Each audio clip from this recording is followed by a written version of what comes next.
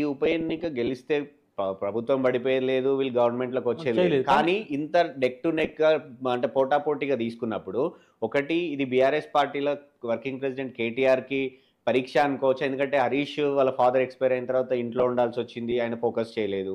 కేసీఆర్ అసలు ప్రచారం ఎలక్షన్ ఉంది అనే విషయాన్ని కూడా మర్చిపోయి అసలు కనీసం ఒక్క మాట మాట్లాడలేదు. సో కేటీఆర్ భుజస్కంధాల మీద మోసిండు ఈ ఎలక్షన్ మొత్తం. సో కేటీఆర్‌కు ఆయన పనితీరుకు పరీక్ష అని అనుకోవచ్చా? అంటే కేటీఆర్ పనితీరుకు అంటే ప్రచారంలో చాలా నేమ్ వచ్చింది యాక్చువల్ కేటీఆర్ ర్యాలీస్ కానీ క్రౌడ్ పుల్లింగ్ చేయగలిగిండు అనేది ఇంకోటి, లేకపోతే దాని విజన్ ఎక్స్ప్లెయిన్ చేయగలిగిండు అనేది, లేకపోతే కొత్త పంతాతోటి స్క్రీన్స్ పెట్టి కాంగ్రెస్ను ఎండగట్టగలిగాడు అనేది ఉంది లాస్ట్. కానీ ఇక్కడ ఏం జరిగిందంటే ఒక 10 days 12 days హరీష్ రావు రాకపోవడం కూడా ఆ పార్టీకి డిసడ్వాంటేజ్. ఎందుకంటే ఇంకొక పోల్, వాళ్ళిద్దరు మెయిన్ పోల్, ఒకరు క్యాంపెయిన్ చూస్తే 2 రోజులు గ్రౌండ్ లెవెల్ చూసుకునే అవకాశం ఉంటుంది కదా. అక్కడ అది వాళ్ళకి కొద్దిగా నష్టం జరిగి ఉండొచ్చు వాస్తవం కూడా. ఇక కేసీఆర్ వాళ్ళ స్ట్రాటజీగా మనం నా సీనియర్గా ఉన్నటువంటి ఈ అబ్జర్వేషన్లు ఏంటంటే ఇన్నేళ్ళ జరిగిన అబ్జర్వేషన్లో కేసీఆర్ వాటిని ఫోకస్ చేయదలుచుకోలేదు. కేసీఆర్ ఇలాంటి వ్యక్తి ఏంటంటే దీన్ని చాలా ఈజీగా తీసేయాలని, పాజిటివ్ ఉండొచ్చు, నెగిటివ్ ఉండొచ్చు. పోయినటువంటి సందర్భంలో చాలా ఇష్యూస్ కొత్తవి రావచ్చు. ఇవన్నీ అనవసర అంశాలు డిబేట్ జరగకుండా ఉండాలి. దాంతోపాటు కేవలం దీన్ని ఏదో నేను తేలిగ్గా తీసుకున్నానంటే అభిప్రాయం, దీనివల్ల వచ్చే నెగిటివ్ ఏదైనా వచ్చినప్పుడు పార్టీ మీద ఇంపాక్ట్ చూపకుండా కేసీఆర్ వస్తే వేరే రకంగా ఉంటుంది అనేటువంటి సిగ్నల్స్ కూడా ఉంటాయి రేపు మాట్లాడుకుంటారు. కానీ జనరల్గా హరీష్ అంటే గ్రౌండ్ అంటే రూరల్లో ఎక్కువ పట్టు ఉంటుంది, కేటీఆర్ అంటే అర్బన్లో ఎక్కువ పట్టు ఉంటుంది అనేది మనం జనరల్గా మాట్లాడుకునే సందర్భంలో మనం గమనించినటువంటి పరిస్థితి. So core urban, greater Hyderabad, నేను మున్సిపల్ అంటే ఒకవేళ మీరు ఆ రకంగా చెప్పినప్పుడు మనము టీఆర్ఎస్ గెయిన్ అయిందని అనుకోవచ్చు. ఎట్లా గెయిన్ అయింది అంటే పోయినసారి 4 పార్టీలు బాగా ఫైట్ చేసినప్పుడు ఎంఐఎం అనేటువంటిది కూడా సింగిల్ ఫైట్ చేసింది.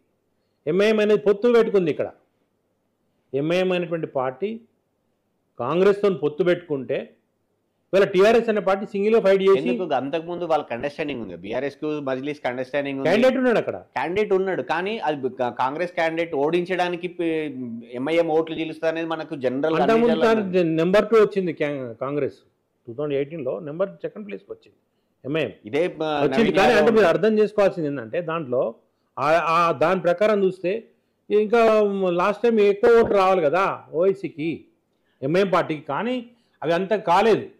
ఎందుకంటే గెలిచే పార్టీని దృష్టిలో పెట్టుకొని, సెక్యులర్ పార్టీని దృష్టిలో పెట్టుకొని కాంగ్రెస్కు క్యాండిడేట్ పెట్టింది కావచ్చు. కానీ మ్యాక్సిమం ఓటింగ్ ముస్లిం ఓటింగ్ అజారుద్దీన్ పోల్ అయినటువంటి పరిస్థితి. ఒక 7,000-8,000 ఓట్లు మాత్రమే దీనికి వచ్చినాయి.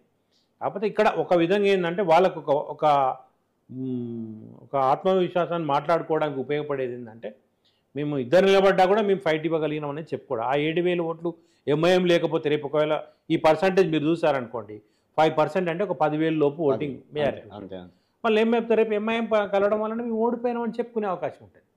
అది కూడా వాళ్ళకి అడ్వాంటేజ్ ఉంటుంది. ఇంకోటి ఏంటంటే ఈ బలమైనటువంటి క్యాండిడేట్ ఎంత సింపతి సునీతమ్మ మీద ఉందో అంత సింపతి నవీన్ యాదవ్ కూడా ఉంది అక్కడ.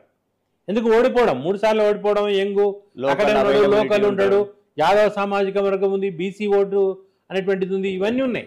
ఇక్కడ ఈమెకు వాయిస్ లేదు, ఈమె లోకల్ అనేటువంటిది కాదు, ప్లస్ ఈమె గతంలో గ్రౌండ్ రియాలిటీ తెలియదు, గ్రౌండ్లో ఎవరు తెలియదు, అసలు సంబంధాలు ప్లస్ ఆమెకు ఉన్నటువంటి సామాజిక వర్గం కూడా ఈ సపోర్ట్ చేసినట్టు లేదు. అక్కడ కూడా కమ్మ సామాజిక వర్గం కూడా సునీతకు సపోర్ట్ చేసినట్టు పరిస్థితి కనిపించలేదు ఎక్కడ కూడా. వాళ్ళు